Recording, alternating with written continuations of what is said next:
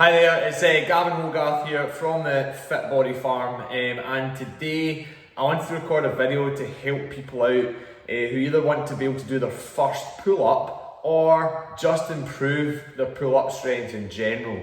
Okay, so the first thing you're going to want to do is, if you're not able to do a full pull-up yet, is to check how much assistance you need to enable you to do that one pull-up, or what's the minimum amount of assistance required to allow you to do one full pull-up. Okay, and when you're testing this, make sure you warm up and you only have 3, maybe a maximum of 4 attempts at what would be considered your 1 rep max.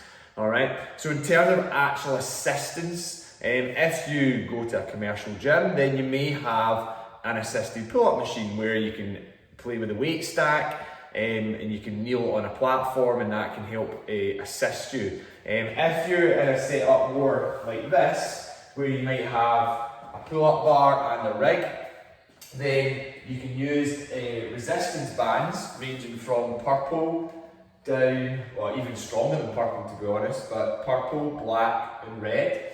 Okay, so if you wanted to test how little assistance you actually need, then you loop the band over the bar and then pull it back through in itself, and then you're going to pull it down and put your foot in the band, okay, and then put your hands either side of that band, and then from a fully dead hanging position, so your feet are off the ground, you're then going to pull up to then get your chin up above the bar to then control the release all the way back down, okay, and that's your one pull-up. And if you're able to do that with a purple band, then you can try it with a black band. If you're able to do it with a black band, you can try it with a red band, okay. So once you've tested that, that's kind of your starting point. Now it's like, well, what can we do to actually improve things? So the first phase, okay, to get you in a kind of stronger position involves a series of things. So let me talk you through them. First up, scapular pull-ups. This is to get you used to engaging your lats, okay, the muscles in your back, alright? So what you're going to do is you're going to hang from the bar, okay, and then you're just going to basically kind of shrug the shoulders almost down the way. So that's me hanging, and then that's me pulling the shoulders down and back, and then that's me back to hanging again, okay? So that's a scapular pull-up. Push your chest when you're doing that movement, okay? You're kind of pushing your chest up as you're drawing the shoulders down and back to get you engaging the correct muscles. Other things you could practice would be just simple dead hangings, just for your grip strength. It's just literally just hanging from the bar with 2 hands, or you could do single arm dead hangs as well. Another option would be doing lat pull downs.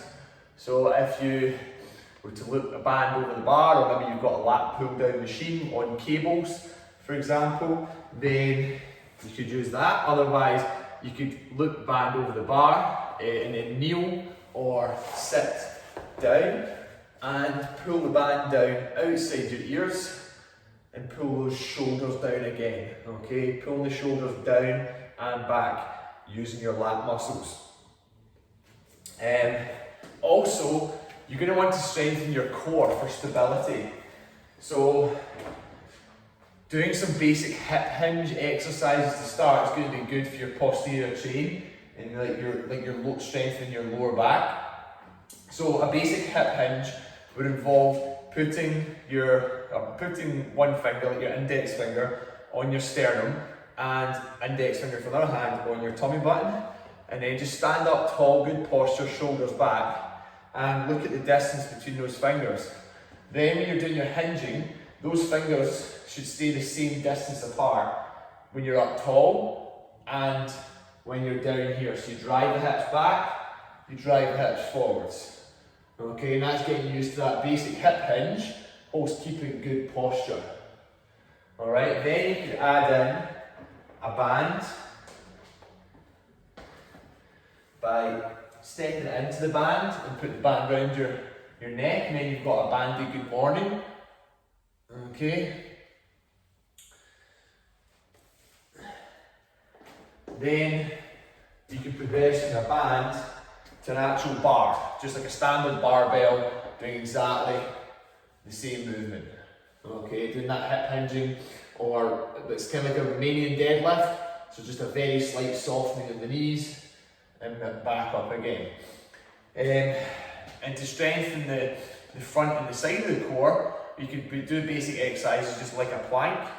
So, not sure, I can't quite see me if I go down onto the ground, but if you imagine, in fact, we'll do this on the bench. So you're going to hold your plank position, okay, so on the elbows, alright, that's me obviously on the knees, but you could have yourself up on your toes, okay, just brace that position on your toes or on your knees, and then we have side planks as well. So again, you could be on your knees here, nice straight line down the body, but if possible, try and get up on your toes on the ground, not on a bench. This is me just using the bench so you can see me. And that's these exercises. If you were to encompass these exercises and do them 2 to 3 times a week, that would give you a really good base to then progress on to phase 2, okay? So when you're able to do those first exercises well, under control, and you've perhaps done them somewhere between 4 to 6 weeks of doing those first group of exercises, phase 2, we're going to do a variety of things here. It depends where your sticking point is for your pull-up. Okay, so we can do what's called partial reps. So partial rep, we could do the bottom half, and then we could do the top half, and that can help you get better at certain phases of the pull-up. So the bottom half, if we're here, remember the first movement is to engage the lats. Okay, so there's that scapular pull. So kind of engage the lats, pull up to halfway, and back down. Engage the lats, pull up to halfway, and back down. So that's a bottom half rep. You could use a band for assistance if you need to. And then your top half rep is just going to be going from halfway to the top. Alright, you can stand on a step to get you started, or to get you to that halfway position if you need to. So if I'm there, then I'm going to go to the top. Again, pull my shoulders down, pull my chest up towards the bar, and then back down to halfway. The top, and then halfway. Okay, so that's partial reps. Next up, we've got a lock-off position. So this is working on your isometric or your static strength. So we can practice just holding that 90-degree position. Okay, again, if you need bands for this, you could use bands. But yeah, give it a try without first. So you would go to 90 degrees, make sure you pull the shoulders down back, and almost kind of like feel like you're trying to puff that chest up towards the bar. And that's, again, going to engage those lat muscles. So holding that position, even if it was only for a few seconds at first, but also holding the top position, because a lot of people struggle to get their chin above the bar. They get so far and then they get stuck. So if you can go to the top again, you can stand in something if you need to get yourself up here, pushing your chest towards the bar, drawing the shoulders down and back, and just holding this lock-off position at the top.